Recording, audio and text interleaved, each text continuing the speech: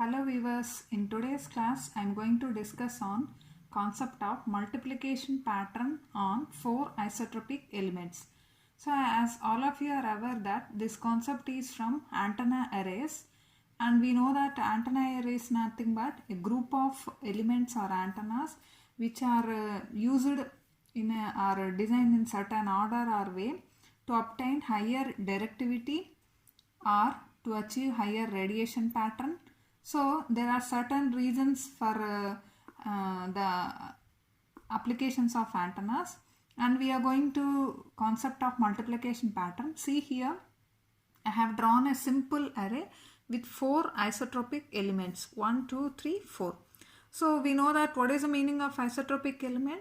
It is nothing but the antenna which is capable of radiating equally in all directions.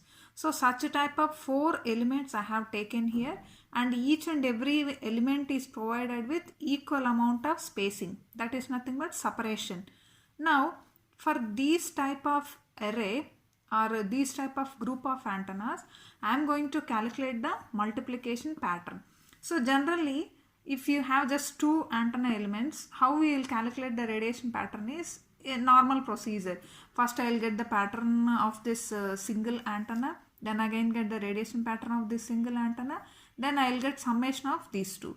Say for example, these 4 means each and every antenna's radiation pattern we will take, and you will get summation of all these. See, if you see here, just for 4 elements itself I need to add 4 times, right? Like this. Just I am giving an example. You just imagine the case of 100 elements. So in that situation what happens? We need to arrange 100 elements of antennas like this, and all the 100 elements I need to add. So it is very difficult task.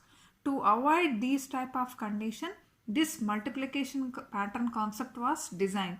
So now first I will start with 4 isotropic elements, and then I will proceed with 8 isotropic antenna element.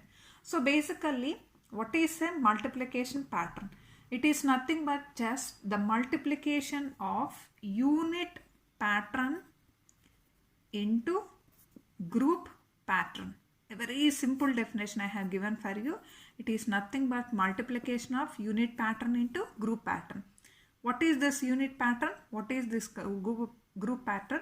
And how we calculate this group pattern? We will see step by step. So the same 4 elements in an antenna I am going to take separately like this, just for your understanding. 1, 2, 3, 4.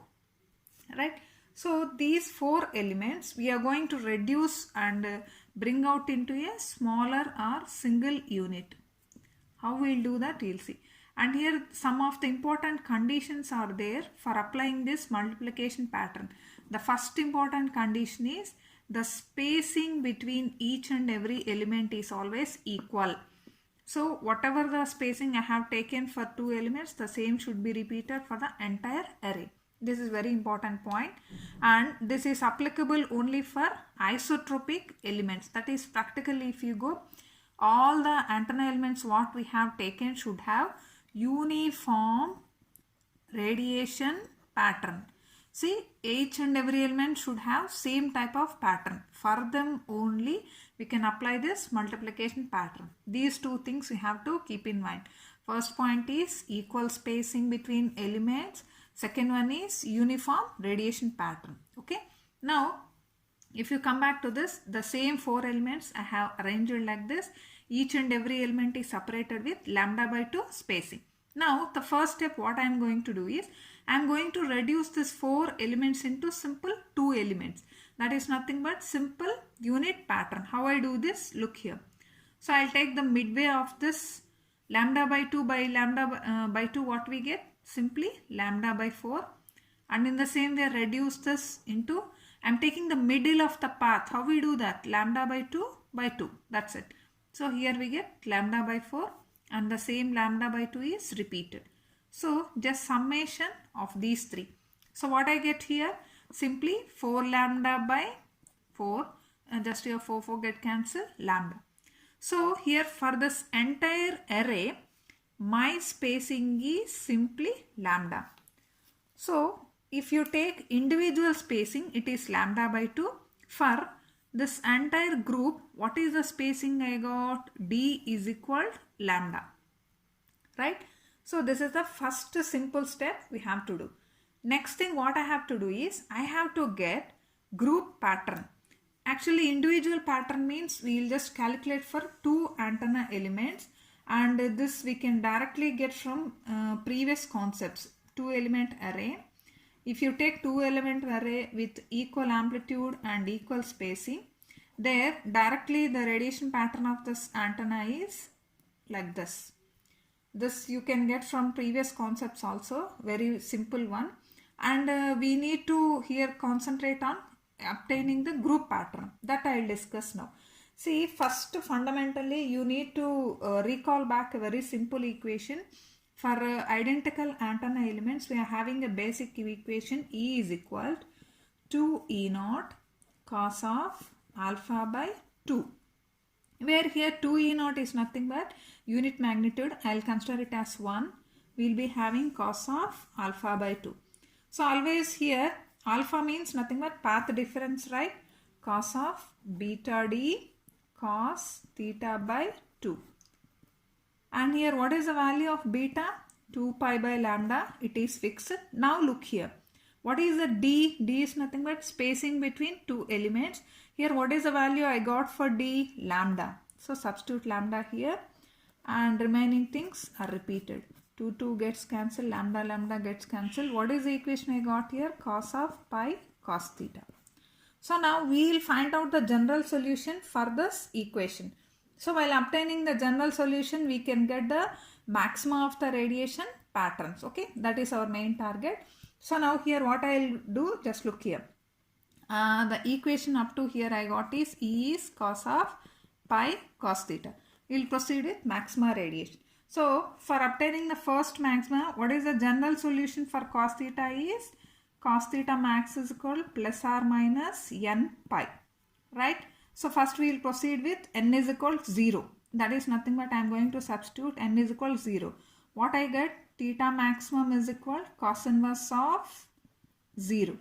So first maximus where we are getting 90 as well as 270 degrees. Next, I'll proceed with theta maximum when n is equal to 1. Here I have taken n. So next, first we have taken n is equal to 0. For that we got cos inverse of 0, maxima at 90 and 270. Next, when we go with n is equal to 1, there we will be getting pi cos theta max is equal to plus or minus pi, right? This pi gets cancelled. Then where we will be having theta max is equal 0 degrees and 180. So these are the first maximas we are having, that is 90, 270, and these are the next maxima. And if you try for the next one, that is when you go with n is equal to, just go for substitution, you will be getting some undefined value, right? See here, pi cos theta maximum is equal plus or minus 2 pi. I will just write here plus or minus 2 pi. Pi gets cancelled, and we know that 1 is the maxima existing value. For 2, cos theta will not exist. So here it is undefined and we will stop here.